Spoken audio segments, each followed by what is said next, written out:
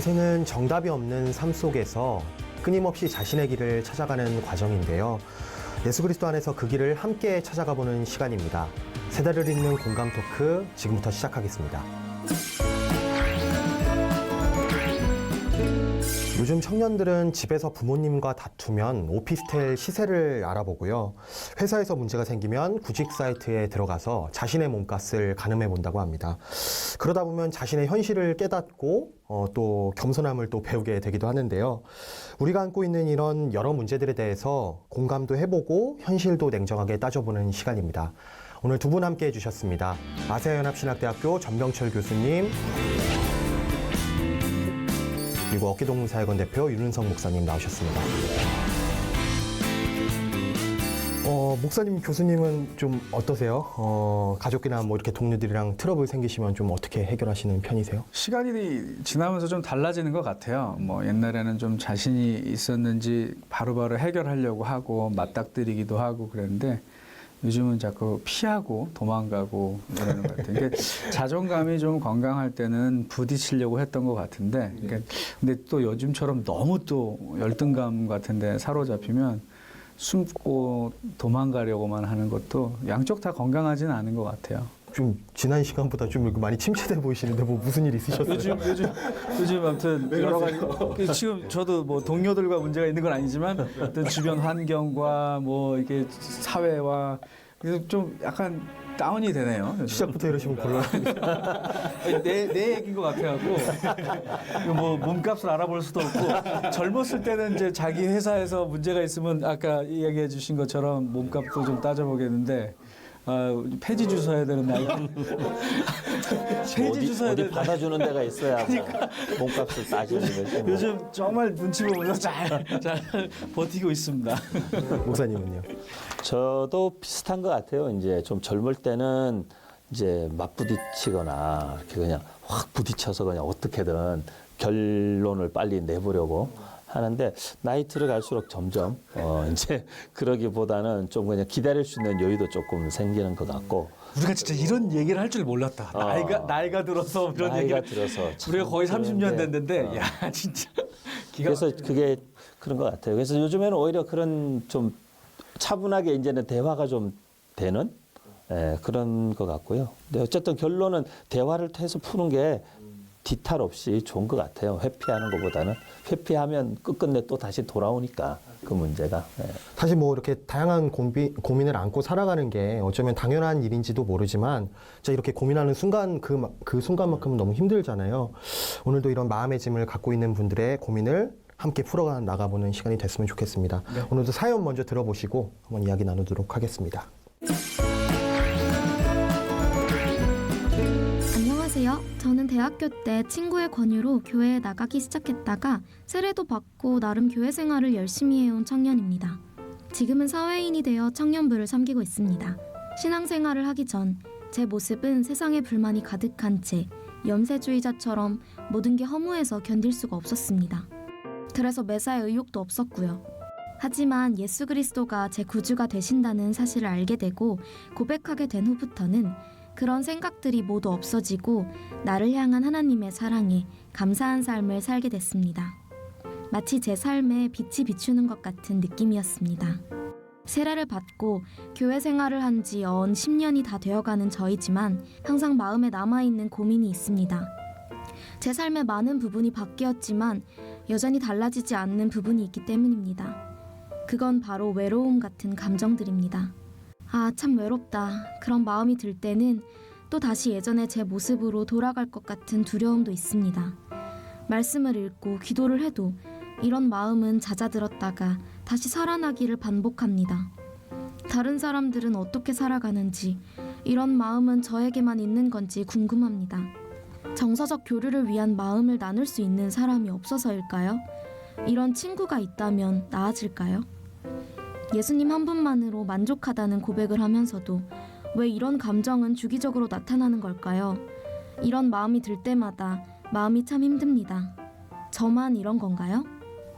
이번 사연은 진짜 공감하시는 분들 많으실 것 같아요. 뭐 코로나19 사태로 지금 사람들 만나는 것도 좀 많이 줄어들고 그렇죠. 하면서 이런 외로움들 많아진 것 같은데 두 분은 어떻게 들으셨습니까? 많은 사람들이 그 느끼고요. 뭐 목회자들도 결혼한 사람들도 똑같이 외로움을 느끼니까 외로움이라는 건 어찌 보면 그냥 인생의 되게 동반자로 생각해야 되는 너무 슬픈데요. 그런 감정이지만 인생의 외로움만 있는 건 아니니까 이제 그 이야기를 조금 해보면 좋을 것 같습니다. 아주 많은 청년들이 공감할 것 같아요. 특히 이제 코로나 블루로 요즘에 청년들 가운데 이제 좀 극단적인 생각을 하는 사람들이 자꾸 늘어난다고 그래요. 그래서 그런 면에서는 오늘 이 주제를 저희가 잘 좀 대화 나눠보면 좋을 것 같아요. 기독교 영성에서는 이 홀로 있음을 두 가지로 표현할 수 있다고 얘기를 해요. 한쪽은 말 그대로 이제 외로움으로 볼 수 있는가 하면 의도적인 홀로 있음은 고독이라고 또 얘기하죠. 그러니까 loneliness와 어떤 solitude는 좀 다르다고 이야기를 하거든요. 그러니까 이제 영성이라든지 또 자기 훈련을 통해서 이 외로움을 고독으로 그래서 승화시킬 수 있고 그래서 자기 체험과 자아 실현까지 끌고 갈 수 있는 건강한 그릇으로 만들 수 있다면 오히려 홀로 있는 상태가 그닥 나쁘지 않을 수 있다. 말씀하신 대로 그런 외로움 같은 걸 이렇게 고독으로 승화시키려면 어떻게 보면 혼자 좀 노력해야 되는 부분도 필요할 것 같아요. 좀 전에 정 교수님 얘기한 그런 어떤 고독과 외로움의 어느 정도 구분이라고 한다면 그게 이유나 원인이 어디에 있느냐라는 문제인데 그냥 단지 외롭다, 자꾸 외롭다만 반복하지 말고 그 외로움에 조금은 이유를 그래도 찾아보는 어떤 뭐 이게 필요한 외로움이 있잖아요. 고독처럼 하나님과의 관계에 더 깊음을 위해서 사실은 어떻게 보면 하나님께서 허락하시는 의도적인 고립되거나 어떤 시간들, 뭐 우리가 말하는 어떤 광야와 같은 시간들을 보내야 되는 타이밍일 수도 있고 아니면 그 외로움이 말 그대로 어떤 결혼 정년기가 됐거나 인간관계에서 채워져야 되는 정서적 결핍이 있다라는 것이 표출되는 것일 수도 있고 또는 가족관계 안에서 충분히 사실 어떤 공급되지 못한 사랑으로 인한 결핍이 될 수도 있고 그래서 그것의 어떤 원인이나 이유를 먼저는 한번 진단해 보는 것이 저는 좀 필요하다고 생각해요. 근데 이제 그걸 스스로 진단할 수 있으면 도움을 받아야죠. 저 심리 치료사가 필요 없고 네. 정신과 의사들이 필요 없을 것 같은데 외부에서 어떤 그 정서적인 결핍을 경험할 만한 요소가 많은 시대를 살고 있기 때문에 조금은 자기의 정신건강 문제를 사전에 상담을 통해서 정기적인 상담을 통해서 좀 체크업을 받는 그런 게 현대인들한테는 조금 필수가 되어가는 것 같아요. 여기서 또 저의 몹쓸 습관이 또 교수로서 나오는데 윤 목사님이 말씀하신 이렇게 구분 지어준 거가 너무 동의를 하면서 대신에 이제 그 구분을 조금 더 세분화시켜서 또 용어를 조금 구분해서 사용을 하면 그러니까 방금 말씀하신 것처럼 예방 차원에서 이렇게 사람을 만나서 도움을 받는 것을 상담이라고 할 수 있다면 문제가 벌어진 다음에는 치료라고 부르는 게 맞습니다. 그리고 영역이 좀 달라요, 사실은. 그러니까 모든 상담사들이 문제를 해결할 수 있다고 생각하는 게 지금 적어도 한국 사회에서는 그게 좀 문제인 것 같아요. 그러니까 상담사라고 해서 치료까지 전문가는 아닐 수 있거든요. 일단 상담하는 분들도 조금 그런 부분에 대해서는 자기의 한계를 좀 인정해야 될 것 같고요. 문제가 틀어지고 나서 이미 터지고 나서는 조금 더 전문적인 치료적인 입장들이 필요할 수 있다라고 생각하시고 그런 것 때문에 남들이 나를 어떻게 생각할까라는 두려움 때문에 그 전문적인 도움을 받는 것을 거부하시지 않았으면 좋겠다고 생각을 해요. 그래서 예방도 좋지만 만일에 문제가 발생을 해도 얼마든지 우리 인간은 부서지기 쉬운 존재이기 때문에 전문적인 도움을 받는 것에 대해서 정신과 치료를 받는 것에 대해서도 부끄러워하지 말고 더 나눌 수 있으면 좋겠다라고 생각을 좀 합니다. 요즘은. 사연자분이 아까 언급을 하셨는데 예수님을 만나고 나서부터는 족하다고 충분히 내 인생이 족하다고 이렇게 고백을 하셨어요. 그런데도 내 마음은 여전히 이렇게 외로움을 느끼고 그런단 말이죠. 뭔가 좀 이렇게 앞뒤가 안 맞는 듯한 느낌이 드는데 이런 거에 대해서도 한번 짚어주시죠. 흔히들 뭐 이렇게 신앙 만능주의 뭐 이런 거 있잖아요. 예수 믿으면 다 해결된다. 그렇죠. 예수가 답이다. 모든 문제가 해결된다. 그리고 뭐 그런 뭐 예수가 답이다. 되게 중요한 말이고 핵심적인 말이지만 사실은 어떤 의미에서 그것이 구원의 문제에 있어서는 절대적일 수 있지만 세상 모든 문제를 그렇게만 몰아가면 그 중간 과정이 설명이 안 되니까 사람들은 오히려 오해하게 되죠. 그리고 그렇게 되지 않았을 때 거짓말이라고 생각하게 되죠. 저는 예수가 답이라고 생각해요. 예수가 모든 문제의 답이 맞아요. 그런데 그 과정이 있다는 거죠. 그 결론에까지 도달하는 과정이 있는데 그 과정을 설명하지 않고 답만 계속 들이밀면 사람들이 이게 이해가 안 되잖아요. 문제 풀이를 하는데 과정이 이해가 안 되니까 어떻게 저 답이 나온 거지를 계속 묻고 있는 건데 우리는 자꾸 답을 얘기해 주는 거죠. 이 답이 나온 과정을 설명해 주세요. 난 지금이 힘든데. 그거거든. 네, 근데 이제 맞아요. 예를 들면 예수 믿어도 외로울 수 있다는 거죠. 그걸 저는 인정해야 된다고 생각해요. 예수님 믿으면 예수님이 친구 되시고 뭐 성령님이 너 안에 계시는데 뭐가 외롭니? 뭐 이렇게 얘기할 수 있고 그리고 공동체를 만난 거잖아요. 막 네, 영적인 가족이라 그러고 뭐 형제 자매 이렇게 부르면서 되게 뭔가 새로운 관계성에 들어온 것 같지만 그 안에서도 여전히 외로울 수 있다는 거잖아요. 근데 저는 인간 존재가 그렇게 지어졌다고 생각해요. 뭐 예수 믿는데 왜 외롭지? 그걸 예수 믿어도 외로울 수 있다라고 생각을 좀 바꾸는 게 저는 필요하다고 생각합니다. 사연자분은 뭔가 자신의 믿음이 잘못됐다고 생각할 수도 있을 것 그렇죠. 같아요. 사실 어떤 의미에서 어떤 분들은 저러면 또 되게 잘못됐다고 하실지 모르지만 저는 예수 믿는 것과 외로움이 해결되는 것은 크게 관계가 없다고 생각해요. 결국은 자아상, self-esteem이라고 하나요? self-image라고 하나? 자존감하고 굉장히 밀접한 관계가 있습니다. 자존감이 약한 사람들이 그게 이제 외로움으로 투영이 되고요. 그 외로움이 지속되면 우울감으로 발전을 하고요. 우울감을 계속 누를수록 없어지는 게 아니라 쌓였다가 분노로 표출이 됩니다. 이 분노가 양쪽 방향으로 나가게 돼 있어요. 외부를 향해서 폭발하면 다른 사람들을 향한 폭행이나 폭력으로 가해가 되고요. 자기 자신을 위해서 폭발하면 자살하는 거예요. 자해하거나. 그러니까 자존감이 너무너무 중요한 거예요. 혼자 있을 때에 자기 자신이 얼마나 존귀한 존재인지를 깨닫는 시간이 있는데 그러니까 대부분의 경우 외로움이 왜 오냐면 나 자신하고 화목하지 못하면 외로워요.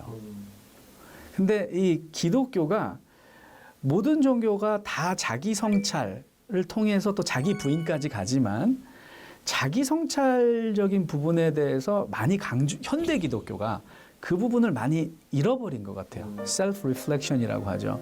자기의 내면 세계를 들여다볼 수 있는 성찰의 시간들을 좀 많이 갖게 해줘야 되고 특별히 청년의 때에 그런 시간들이 좀 있어야 되는데 제가 30년 만에 한국에 와서 그 한국 교회의 어떤 이렇게 영성이라든지 특히 청년 사역을 우리 윤 목사님도 청년 사역 오래 하셨지만 이렇게 보면 항상 이게 축제적인 분위기만 자꾸 강조하는 것 같아요. 그런데 이제 한번 몇 년 전에 이거 가지고 이제 윤 목사님하고도 그런 얘기를 나눈 적이 있었는데 왜 도대체 예수 믿는 청년들도 템플스테이를 가는가라는 거예요. 예수 믿는 청년의 템플스테이를 그럼요. 그 외로움의 끝을 찾아서 가다가 청년부 회장이 템플스테이 가서 은혜를 받고 같이 바로 공연하고요. 그렇지. 그 템플스테이를 통해서 굉장히 외부의 분주하고 시끄러웠던 소음으로부터 벗어나서 자기 자신의 내면을 깊이 성찰할 수 있는 기회를 갖게 됐다는 거예요.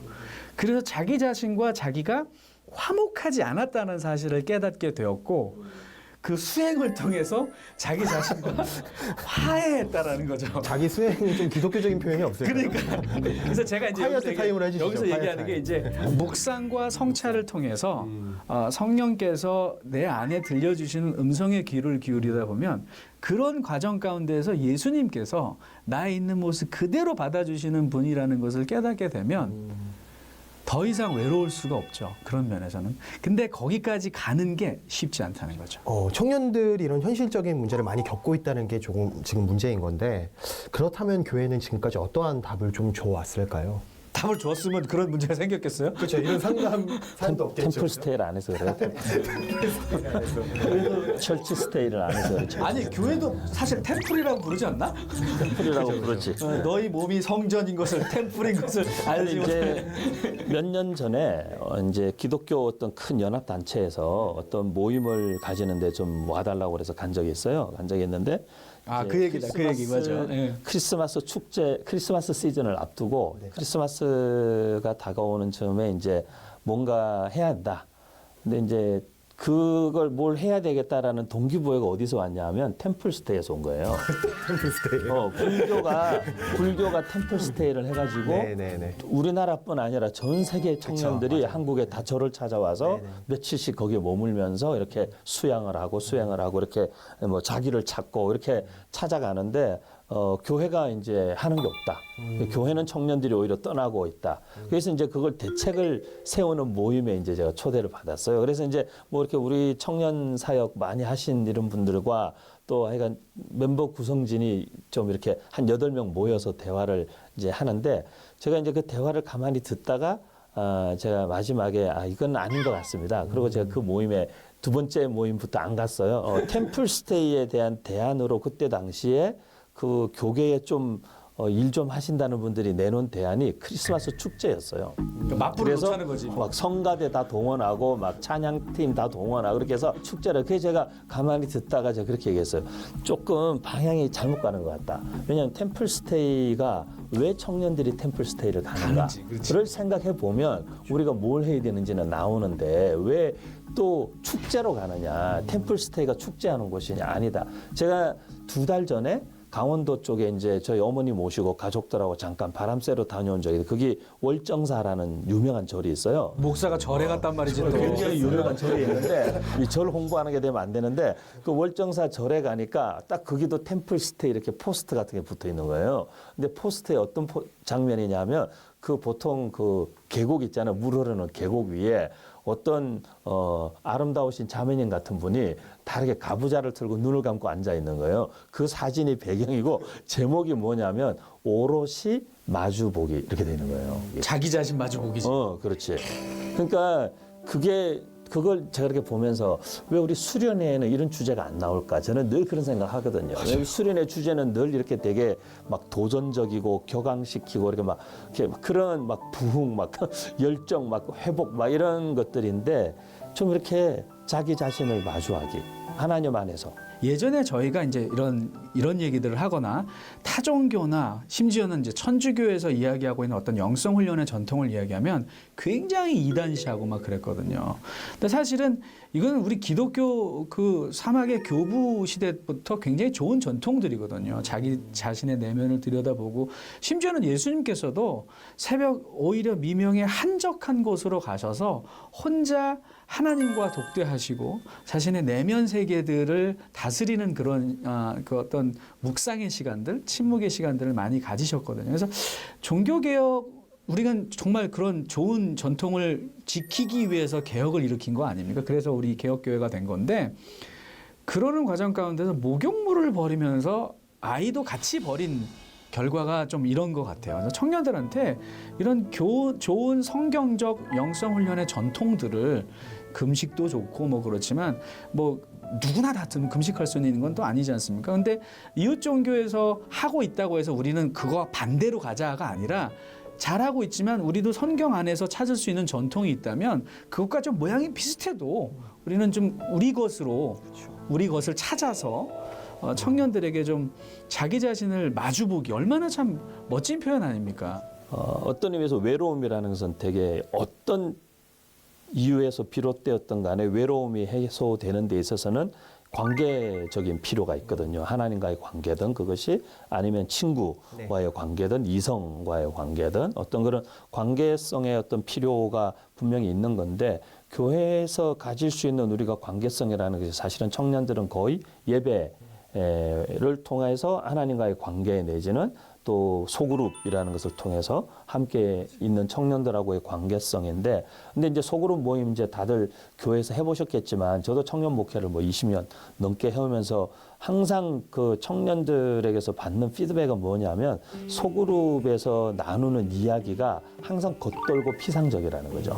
네. 진짜 깊이 있는 얘기는 할 수가 없고 진심을 털어놓지 그러기에는 시간이 너무 짧고 또 한 사람이 너무 길게 얘기하면 어떤 사람이 힘들어하고 그러니까 사실은 그 소그룹이라는 것도 거의 그런 필요를 채워줄 수 없는 그리고 목회자들도 청년들 한 사람 한 사람을 다 그렇게 그런 정서적 필요를 다 받아주고 또 채워주는 거는 그 사람 역할이 아니라 할지라도 그걸 그냥 들어주는 것만으로도 도움이 될 수 있음에도 불구하고 그것 자체도 엄청난 에너지와 시간을 사실은 쏟아야 되고 또 공동체가 클수록 그런 일들은 더 힘들고 하기 때문에 아마 교회 청년 공동체가 갖고 있는 구조적인 문제도 좀 전면적으로 수정을 해야 아마 이 문제가 해결이 되지 않을까.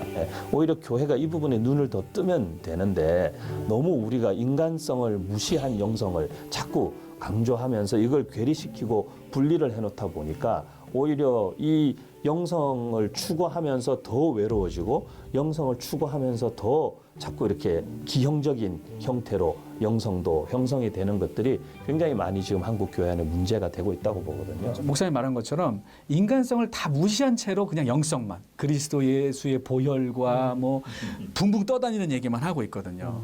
근데 사실 지성소로 들어가기 전에도요. 성전 뜰이 있고 성막을 거쳐서 그 다음에 지성소로 들어가는 거거든요. 그러니까 감성과 이성을 뛰어넘어서 바로 영성으로 디립다 갈 수는 없는 거거든요. 그러니까 우리는 인간적인 존재이니까. 이런 부분이 심리적인 부분이나 이런 감성적인 부분들이 그러니까 예수 믿는 사람이 어떻게 외로울 수가 있어? 이거는 바로 지성소로 냅다 꽂는 거고요. 우리는 성전뜰에서 그러니까 이성적인 면에서 감성적인 면에서 다룰 부분들이 따로 있거든요. 하나님의 말씀이 다 골고루 그걸 다루고 있는데 우리는 다 갈라내고 나서는 니립다 그냥 갖다 꽂는단 말이에요. 그러니까는 이게 없는 것 같아요. 재미가. 네. 사연자분께 이런 고민을 외로움을 안고 살아가는 그 사연자분께 한마디씩 좀 마무리로 격려를 좀 해주셨으면 좋겠어요. 교회들이 조금 더 노력해주면 좋겠다라는 부탁도 일단 교회에 네. 좀 드리고 싶고 말씀드린 대로 상담이나 꼭 상담이라는 영역이 아니어도 한 사람에 대한 관심 사실 그게 우리 사역의 출발이잖아요. 이제 그 한 사람에 대한 관심이 공동체가 얼마나 크든지 적든지 간에 왜냐하면 꼭 크다고 나쁜 게 아니라 몇 명 되지 않는데도 제대로 케어를 못 받는 경우도 많이 봤기 때문에 그 한 사람에 대한 관심과 또 어떤 도움이 필요할 때 영적인 부분이 아니라 좀 전에 우리 계속 나눴던 대화처럼 조금 전인적이고 통전적인 도움을 줄 수 있는 준비를 사역자들이 좀 갖출 수 있도록 하는 그런 훈련 과정도 꼭 필요하다고 생각하고요. 우리 사연자분에게 개인적으로 해줄 수 있는 말이 있다면 되게 뻔한 대답이라고 또 생각할지 모르지만 외로움은 누구한테나 있는 거니까 나만 그렇다라는 생각은 하지 않았으면 좋겠고 그럼에도 불구하고 저는 그 외로움의 이유를 좀 찾을 수 있도록 좀 주변에 지혜로운 좋은 자를 만나는 것이 되게 중요하고 되게 실제적 도움이 된다고 생각해요. 그래서 그 외로움의 원인들을 함께 찾고 그 부분을 그래도 이렇게 직면하고 해결하는 것이 가장 좋다고 생각하죠. 외로울 때 외로워하십시오. 그리고 그 외로움과 친구가 되시고 자기 자신을 조금 더 깊이 들어가서 자기 자신을 만나주는 거예요. 이게 외로운 건 왜냐하면 어디선가 떨어졌기 때문에 외로움을 느끼는 거예요. 소외감. 그러니까 자기 자신과 화해하는 방법을 깨닫게 되면 그래서 그런 전문적인 도움을 줄 수 있는 영적인 상담가들이나 또 일반 심리 상담을 받는 것도 괜찮은 방법이라고 생각을 하고요. 그래서 일단 관계성에 있어서 자유함을 누렸으면 좋겠다. 그리고 아파도 아프다고 말할 수 있는 자유가 있다는 거예요. 요즘 뭐 그런 게 제목이 유행이더라고요. 괜찮지 않아도 괜찮다. It's okay not to be okay. 저는 교회가 주는 메시지가 그런 것 같아요. 수고하고 무거운 짐 그러니까 네가 괜찮지 않으니까 내게 오라고 내가 너를 초대하는 거지 네가 괜찮을 때만 나를 찾는 건 그건 진짜 예배가 아니다. 그래서 외로워도 괜찮다. 그게 제 답입니다. 예수님의 못자국이 단순한 상처가 아니라 사랑의 흔적으로 이해됐듯이 우리가 고민하는 이 과정들 또한 우리의 삶을 더 아름답게 풍요롭게 만드는 그런 흔적이 되길 함께 기도하겠습니다. 오늘 함께 해주신 전병철 교수님 그리고 윤은성 목사님 함께 해주셔서 너무 감사드리고요. 다음 시간에 다시 뵙도록 하겠습니다. 시청해주신 여러분 감사합니다.